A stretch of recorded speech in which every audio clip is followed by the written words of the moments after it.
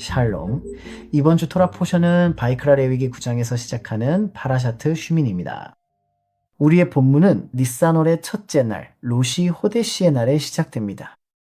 토라는 그날을 역사상 가장 고귀하고 기쁜 날 중 하나로 묘사합니다. 그날은 미슈칸, 즉 성막의 봉헌식 8번째 날이었습니다. 7일간의 준비와 모든 수고, 모든 재물, 모든 기대 끝에 마침내 그 순간이 찾아왔습니다. 예식이 시작되었습니다. 신의 임재, 즉 슈키나가 이제 이스라엘 가운데 머물기 위해 내려올 것이었습니다. 그러니 마음을 열기 시작하세요. 이것은 단순히 성소를 봉헌하는 것만을 의미하지 않았습니다. 이것은 창조의 목적 자체가 실현되는 순간이었습니다. 에덴에서 추방된 이후로 존재 전체는 마치 하쉔의 꿈이 실현되기를, 곧 인간과의 화해가 이루어지기를, 그리고 살아계신 하쉔의 임재가 인간들 가운데 머물 수 있도록 이 세상에 한 장소가 마련되기를 기다려왔습니다. 슈모트 25장 8절 파라샤트 트루마에서 하쉔께서는 이스라엘에게 명령하셨습니다. 그들이 나를 위해 성소를 만들면 내가 그들 가운데 거하겠다. 그리고 이제 이 날에 하쉔의 그들 가운데 거하시겠다는 약속이 이루어지기 시작했습니다. 7날 동안 미슈카는 준비된 채로 서 있었습니다. 모든 기둥이 맞춰졌고 모든 기물이 준비되었으며 모든 의복이 만들어졌고 모든 재물이 마련되었습니다. 정해진 방식대로 백성들은 수고하고 기다리며 희망에 떨었습니다. 그들은 자신들에게 요구된 모든 것을 다 해냈습니다. 그리고 이제 8째 날이 되어 기다림은 끝났습니다. 그러니 그 자리에 있었다고 상상해 보세요. 그날의 공기를 들이마시며 거룩함과 긴장감, 경이로움이 가득한 분위기 속에 있었을 것을요. 이스라엘 진영에는 팽팽한 기대감이 감돌았습니다. 모세 라베이누는 아론과 그의 아들들과 함께 거룩한 옷을 입고 그곳에 서 있었습니다. 제물들은 정돈되어 있었고 백성들은 모두 모여 있었으며 모든 시선은 성소에 고정되어 있었고 모든 마음은 희망과 경외심 사이에서 팽팽하게 긴장되어 있었습니다. 모든 수고는 이 한 가지 질문으로 이어졌습니다. 그분이 정말로 우리 가운데 거하실 것인가? 하늘과 땅의 하쉔, 무한하고 알 수 없는 그분께서 이 먼지와 육신의 세상에서 자신의 가까움을 드러내실 것인가? 그리고 그 일이 일어났습니다. 토라는 이 숨막히는 순간의 강렬한 절정을 단순하지만 잊을 수 없는 말로 묘사합니다. 불이 하쉔 앞에서 나와 제단 위에 번제물과 기름을 삼켰습니다. 모든 백성이 보고 기쁨의 노래를 부르며 얼굴을 땅에 대고 엎드렸습니다. 하쉔 앞에서 나온 불, 사람의 손으로 집힌 것도 제사장의 노력으로 붙인 것도 아래에서 억지로 일으킨 것도 아니었습니다. 하쉔 앞에서 나온 불. 그리고 그 순간 모든 것이 변했습니다. 성막은 더 이상 단순히 나무와 천, 금과 은, 기구와 휘장으로 이루어진 구조물이 아니었습니다. 그곳은 하쉔의 임재가 확실히 살아 숨쉬는 곳이 되었습니다. 보이지 않던 것이 손에 잡힐 듯 느껴졌고 알 수 없던 것이 가까이 다가왔습니다. 하늘이 땅을 만졌습니다. 인간과 신성, 갈망과 충족, 현실의 세계와 본래 있어야 할 세계 사이의 거리가 한순간에 무너진 듯 했습니다. 그리고 사람들은 어떻게 반응했을까요? 모든 백성이 보고 기쁨의 노래를 부르며 얼굴을 땅에 대고 엎드렸습니다. 이 단순한 말, 모든 백성이 보았다는 것은 시각을 넘어선 어떤 보는 감각을 묘사하고 있습니다. 그들은 단지 육체의 눈으로만 본 것이 아니라 영혼의 더 깊은 능력으로 보았습니다. 그들은 우주가 주인 없는 곳이 아님을 보았습니다. 그들은 자신들을 이집트에서 이끌어내고 바다를 가르며 시나이에서 말씀하신 하쉔이 멀리 계시거나 추상적인 존재가 아님을 보았습니다. 존재의 기계장치 속에 숨겨진 분이 아니었습니다. 그분은 여기에 계시며 말로 다할 수 없이 가까이 실제로 현존하셨습니다. 그리고 그들은 노래했습니다. 성경 구절은 묻습니다. 인간이 그런 순간에 부르는 노래는 어떤 노래일까요? 오락이나 공연을 위한 노래도 아니고 심지어 평범한 감사의 노래도 아닙니다. 이것은 진리에 견딜 수 없는 아름다움에 사로잡힌 완벽한 조화 속 영혼들의 노래였습니다. 언어로는 더 이상 마음을 담을 수 없을 때 터져 나오는 노래였습니다. 인간의 깊은 내면에서 우러나오는 노래였습니다. 그들이 이를 깨닫는 순간 인생과 역사, 모든 갈망이 하쉔께서 그들 가운데 거하기를 원하신다는 계시를 향해 이끌려왔음을 알게 되었습니다. 그 사실이 그들에게 어떤 감정을 불러일으켰을까요? 그들은 얼굴을 땅에 대고 엎드렸습니다. 경외와 존경을 넘어 위대한 아름다움 앞에 자아가 더 이상 버틸 수 없었기 때문입니다. 삶에는 너무나 거대하고 순수하며 하셴의 임재가 가득한 순간이 있습니다. 그때 자아는 스스로를 지탱하지 못하고 의식의 경계와 함께 허물어집니다. 이는 무너지는 것이 아니라 온전한 항복으로 엎드리는 것입니다. 이것은 자아가 완전히 소멸되어 궁극적인 하나됨 속으로 떨어지는 것이며 마치 육신 자체가 영혼이 이미 알고 있는 바를 고백하는 것과 같습니다. 그런 거룩함 앞에서, 그런 사랑 앞에서, 그런 불타는 가까움 앞에서 할 수 있는 일은 그저 자신을 내어 맡기는 것뿐입니다. 마음을 열고 이스라엘에게 이것이 어떤 의미였을지 상상해 보세요. 노예 생활과 유배, 이집트에서의 굴욕을 겪은 뒤의 일입니다. 공포와 허기, 불확실함과 반역, 긴 기다림 끝에 금송아지 죄를 짓고 관계가 영원히 끊어졌는지에 대한 아픈 의문이 남아있던 그때 이제 답이 주어졌습니다. 불이 내려왔습니다. 슈키나가 임하셨습니다. 하셴은 그들을 버리지 않으셨고 여전히 그들을 원하셨으며 그들 가운데 거하고자 하셨습니다. 이 진실은 거의 감당하기 힘들 정도입니다. 그리고 그 순간 기쁨과 경외, 음악과 불, 떨림과 사랑이 넘치는 그 순간 한가운데에 아론의 두 아들 나다브와 아비후가 서 있었습니다.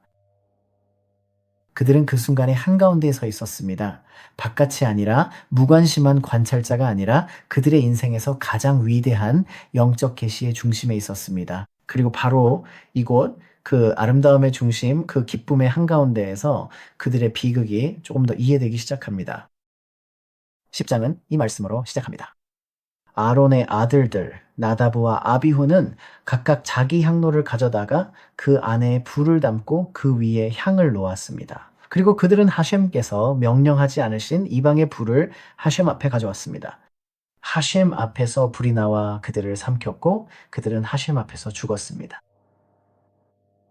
그들은 그 순간 안에 있었습니다. 하지만 우리는 너무 자주 그들의 이야기를 외부에서 접근하기 때문에 대개 그들의 죄를 분석하는 것부터 시작하곤 합니다. 우리는 그들의 실수부터 시작합니다. 우리는 그들의 행동을 비판하는 것부터 시작합니다. 하지만 어쩌면 토라는 우리에게 먼저 그 순간 자체로 들어가서 그들이 서 있던 곳에 서보고 그들이 느꼈을 감정을 이해하려고 시도하라고 요청하는 것일지도 모릅니다. 슈키나의 강림을 목격할 때 인간의 영혼에는 어떤 일이 일어날까요?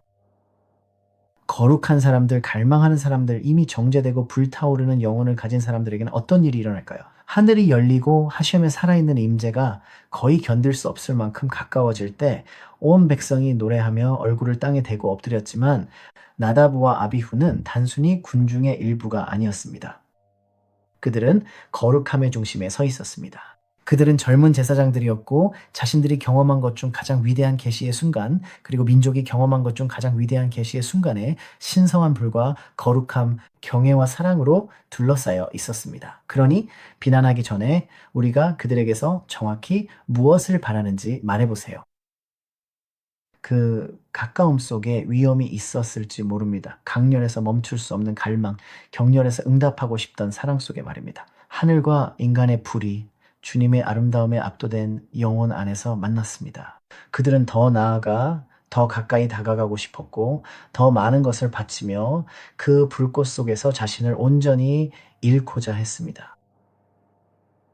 이것이 바로 나다브와 아비후를 이해하기 시작하는 올바른 방법이라고 생각합니다. 그들을 작은 실수를 저지른 작은 사람들로, 영적으로 탈선한 자들로, 혹은 평범한 의미의 죄인들로 보는 것이 아니라 말입니다. 위대한 스승들이 전한 토라의 가장 깊은 가르침은 우리를 완전히 다른 방향으로 이끕니다. 모세 자신도 그들의 죽음 이후 아론에게 이렇게 말합니다. 하셴께서 그에게 말씀하시기를 내게 가까운 자들을 통해 나는 거룩하게 될 것이다 라고 하셨다고요. 우리의 현자들은 이렇게 가르칩니다. 모세가 아론에게 말했습니다. 나는 이 집이 거룩하게 될 것을 알았다. 하셴께 사랑받는 자들을 통해서일 줄 알았지만 나는 그 대상이 너나 나일 것이라고 생각했다. 이제 나는 그들이 우리 둘보다 더 위대하다는 것을 알게 되었다. 이것은 놀라운 계시입니다. 나다브와 아비후가 어떤 잘못을 저질렀든 어떤 죄를 범했든 그들은 평범한 사람들이 아니었습니다. 이들은 엄청난 위상을 지닌 영혼들이었고, 그래서 그들의 이야기가 더욱 강렬하게 다가오는 것입니다. 영적 삶을 위협하는 위험은 무관심만이 아닙니다. 때로는 위험이 위대함 그 자체에서 오기도 합니다. 진실하고 거룩하며 강렬한 갈망에서 비롯되지만 아직 우리가 일상생활을 살아가는 그릇에 완전히 통합되지 않은 상태에서 말입니다. 이렇게 하시디즘의 대가들은 우리에게 이 사건을 바라보는 틀을 제시해 줍니다. 예를 들어 츠파트 에메트의 언어로 말하자면 그들의 갈망은 거룩했지만 거룩함은 반드시 하셴의 계명을 통해 이 세상에 뿌리를 내려야 합니다. 쉔 미슈무엘 또한 그들을 고귀하고 거룩한 영혼으로 보며 여기서 신비는 작은 사람들이 죄를 지은 것이 아니라 어떻게 그렇게 위대한 영혼들이 지나친 친밀함으로 인해 실수할 수 있었는가에 있다고 말합니다. 그리고 마찬가지로 라브쿡의 사상에 따르면 나다브와 아비후는 평범한 죄인들이 아니라 그 순간 그들의 영적 상승이 그릇의 한계를 넘어선 거대한 영혼들로 이해될 수 있습니다. 아직 완전히 내면화되지 않은 단계는 사람을 지탱하기보다는 오히려 그를 무너뜨릴 수 있기 때문입니다. 결국 나다브와 아비후는 하셴에 대한 사랑으로 불타오르는 거룩한 영혼들이었지만 그들의 불에는 돌아옴의 측면이 부족했습니다. 그것이 무슨 의미일까요? 마음을 더 깊이 열어보세요. 예언자 예케즈켈은 달려감과 돌아옴의 신비를 가르쳐 줍니다. 그는 하늘 병거 환상인 1장 14절에서 거룩한 생물 하요트를 이렇게 묘사합니다. 하요트는 달려가고 돌아왔다. 이는 메르카바라 불리는 하셴의 병거 환상 중 일부입니다. 하지만 이 말엔 천사 묘사 이상의 깊은 뜻이 담겨 있습니다. 예케즈켈의 환상은 영혼의 지도이자 모든 진정한 하셴에 대한 봉사의 패턴을 보여줍니다. 여기서 라쪼는 달림을 뜻하며 영혼이 앞과 위로 달려 자신을 넘어 발전하고 하셴께 밀착하며 갈망과 사랑, 경애 속에서 자신을 잊고 초월하려는 불타는 열망입니다. 쇼부는 반드시 돌아와야 함을 뜻하며 그릇, 몸, 계명, 세상의 현실로 내려오는 것입니다. 그래야 빛이 추상에 머물지 않고 삶에 뿌리 내려 진정한 영적 위대함이 완성됩니다. 위대함은 질주만으로 완성되지 않습니다. 상승과 초월만을 쫓으며 한계를 벗어나려는 불꽃은 거룩하나 불완전합니다. 목표는 단지 올라가는 것뿐 아니라 다시 돌아오는 것이며 하늘을 갈망하는 것뿐 아니라 하늘을 이 세상으로 가져오는 것입니다. 이제 나다브와 아비후의 더 깊은 비극을 이해하게 됩니다. 이 거룩한 영혼들은 하셴을 향한 사랑으로 불타올랐지만 그들의 불꽃에는 돌아올 능력이 없었습니다. 이제 우리는 문제의 핵심에 다가가고 있습니다. 중요한 건 하셴을 향한 갈망만이 아니기 때문입니다. 중요한 것은 그 갈망이 하셴의 뜻에 의해 형성되고 경계지어지고 거룩하게 되는 것을 허락하느냐입니다. 그래서 더 깊은 차원에서 보면 나다브와 아비후는 일종의 라쪼, 즉 돌아옴, 슈브 없이 달려가는 라쪼 모습을 구현한 것으로 이해할 수 있습니다. 상승만 있고 하강이 없는 세상을 초월하려는 갈망만 있고 그에 상응하는 반드시 필요한 세상으로의 귀환이 없는 것입니다. 그들은 가까워지고자 하는 불길 속에서 위로 올라가길 원했습니다. 하지만 토라의 가장 깊은 목적은 인간이 하늘로 사라지는 것이 아니라 거룩함이 인간과 함께 이 땅에 머무는 것입니다. 이 점을 이해하게 되면 또 다른 무언가가 분명해지기 시작합니다. 우리는 이제 파라샤트 슈미니의 겉보기에 서로 관련 없어 보이는 두 부분 사이의 연결고리를 이해하기 시작합니다. 언뜻 보면 이번 토라의 두 번째 내용은 단순한 여담 이상으로 보입니다. 나다브와 아비후의 비극 이후 이 부분은 충격적일 만큼 어색하게 느껴집니다. 왜냐하면 토라 전체에서 가장 비극적인 나다브와 아비후의 죽음 이후 성경은 정결한 짐승과 부정한 동물, 새, 물고기, 기어다니는 것들을 구분하는 코셔 식단법으로 넘어가기 때문입니다. 이는 마치 분위기가 급격히 가라앉는 것처럼 느껴지지만 어쩌면 이것은 전혀 하락이 아닐지도 모릅니다. 어쩌면 이것이 바로 토라가 나다브와 아비후의 신비에 대해 내놓은 답일지도 모릅니다. 여기서의 대조는 고귀한 것과 평범한 것 사이의 차이가 아닙니다. 이것은 두 가지 매우 다른 거룩함의 모델 사이의 차이입니다. 나다브와 아비후는 영원히 하셴께 가까이 다가가고 위로 끌어올려지며 초월의 불길 속에서 자신을 잃고자 하는 갈망을 상징합니다. 하지만 카슈루트 코셔 식단법의 법칙들은 완전히 다른 방향을 가리킵니다. 이 법들은 신성한 임재가 인간 삶의 평범한 구조 속으로 들어와야 함을 가르칩니다. 심지어 먹는다는 평범한 행위조차, 심지어 육신 그 자체도 그렇습니다. 이렇게 보면 파라샤에서 허용된 음식과 금지된 음식에 관한 부분은 하강이 아닙니다. 나다브와 아비후의 극적인 사건에서 이것은 그 사건에 대한 토라의 응답입니다. 제단 위의 불길은 식탁의 절제로 이어집니다. 성소의 향은 식욕의 성화로 이어집니다.